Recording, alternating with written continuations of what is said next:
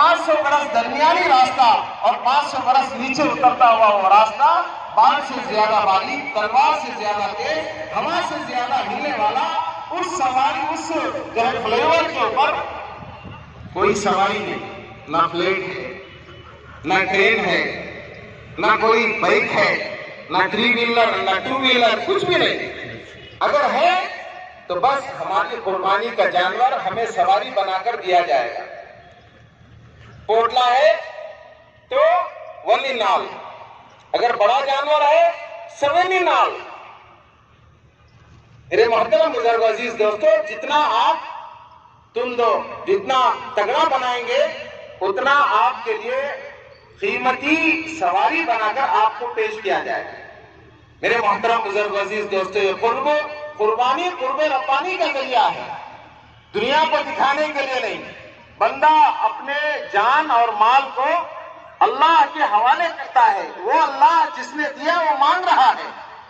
خلیل اللہ کا دوست ہے، دوست کیسے بنا؟ پوچھتے ہیں دوست سے، تو حضرت ابراہیم خلیل کہتے ہیں کہ سلمت نفسی الی النیران ومالی الی القربان وولدی الی القربان ومالی الی الزیفان فہا انا خلیل الرحمن۔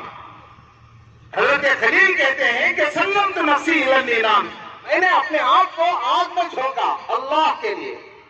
نمرود کی آگ میں مجھے جھونکا گیا، میں اپنے آپ کو آگ میں جھونکا اللہ کے لیے، اور اپنے مال کو مہمانوں کے حوالے کیا اللہ کے لیے، اور اپنی اولاد کو اللہ کے حوالے کیا اللہ کے لیے، جب جا کر میں خلیل الرحمان بنا۔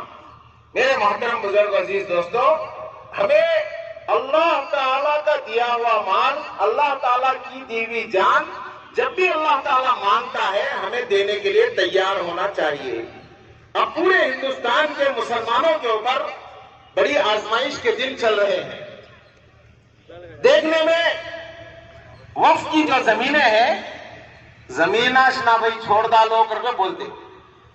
میرے دوستو، وقف بہانہ ہے اور اسلام نشانہ ہے۔ وقف بہانہ ہے، اسلام نشانہ ہے۔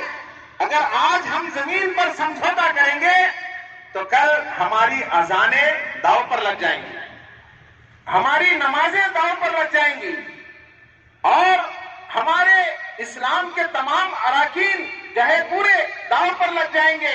آج جس قربانی کو دینے کے لیے ہم بے چین ہیں، یہ قربانیاں بھی کل کے دن داؤ پر لگ جائیں گی۔ ہمیں ہمارے بڑوں کی ہدایات کے تحت آل انڈیا مسلم پرسنل لا بورڈ، جو پورے ہندوستان کا متحدہ متفقہ بے داغ ممتاز پلیٹ فارم ہے، جس کے اندر تمام مسالک، جس کے اندر تمام مزاج کے لوگ جمع ہیں، آل انڈیا مسلم پرسنل لا بورڈ کی رہبری میں پورے ہندوستان کے مسلمانوں کو چاہیے کہ آ جائیں، اس چھتری کے نیچے آ جائیں۔ ہمارے بڑے جہاں جمع ہونے کے لیے کہیں جمع ہو جائیں، ہمارے بڑے جب جمع ہونے کے لیے کہیں جمع ہو جائیں۔ نہ سمجھو گے تو مٹ جاؤ گے اے ہندی مسلمانوں، نہ سمجھو گے تو مٹ جاؤ گے اے ہندی مسلمانوں۔ تمہاری داستان تک بھی نہ ہوگی داستانوں میں۔ اس مومنٹ کو کمزور کرنے کے لیے الگ الگ بہانوں سے حملے کیے گئے۔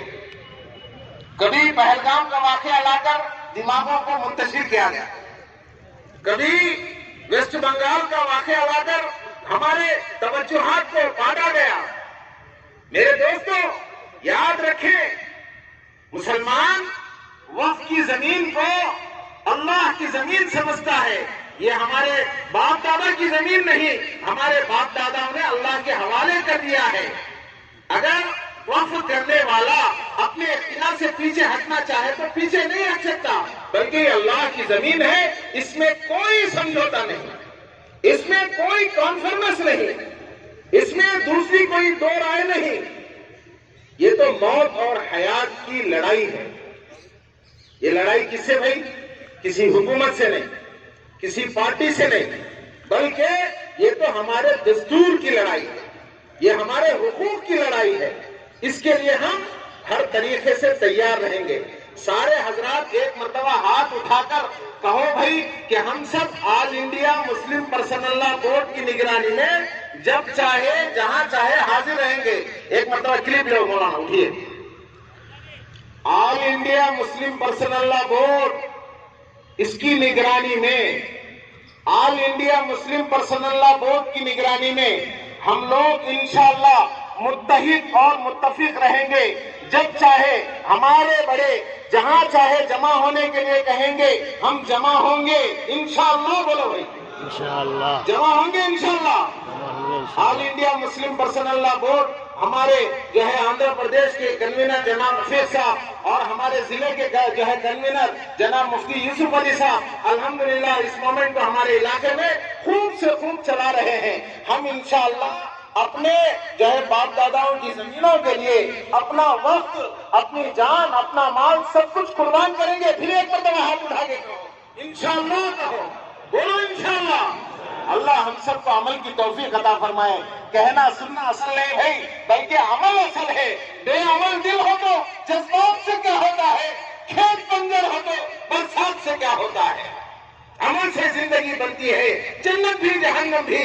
یہ خاکی اپنی فطرت میں نہ نوری ہے نہ ناری ہے۔ جہنم اور جنت کی بکنگ آفس ہے دنیا۔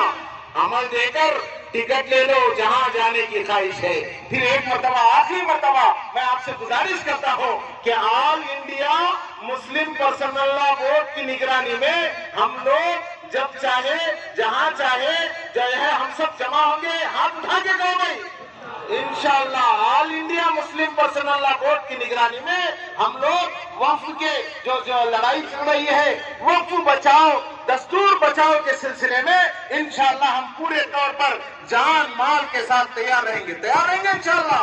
پھر ایک مرتبہ کو انشاءاللہ۔ اب انشاءاللہ طریقہ نماز آپ کو سمجھایا جا رہا ہے۔ اللہ ہم سب کو عمل کی توفیق عطا فرمائے۔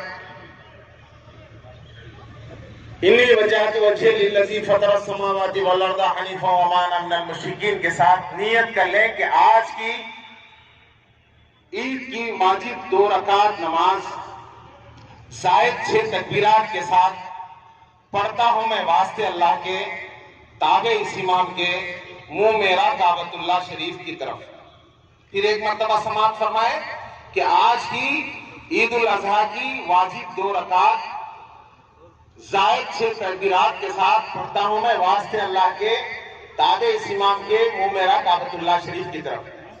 اب اس کے بعد اللہ اکبر کر کر ہم لوگ جو ہے رکعت باندھیں۔ رکعت جیسے ہی باندھے ثنا پڑھی جائے گی۔ ثنا کے بعد پہلی رکعت میں 3 زائد تکبیرات اور دوسری رکعت میں رکوع سے پہلے 3 زائد تکبیرات۔ تکبیرات کے کہنے کا طریقہ یہ ہے کہ آدمی رکعت باندھا ہوا ہے، ثنا پڑھ لیا ہے، اپنے دونوں ہاتھوں کو کانوں کی لوٹیوں تک اٹھاتے ہوئے اللہ اکبر کہے، ہاتھ چھوڑ دے، اللہ اکبر کہے، ہاتھ چھوڑ دے، اللہ اکبر کہتا ہوا ہاتھ باندھ لے۔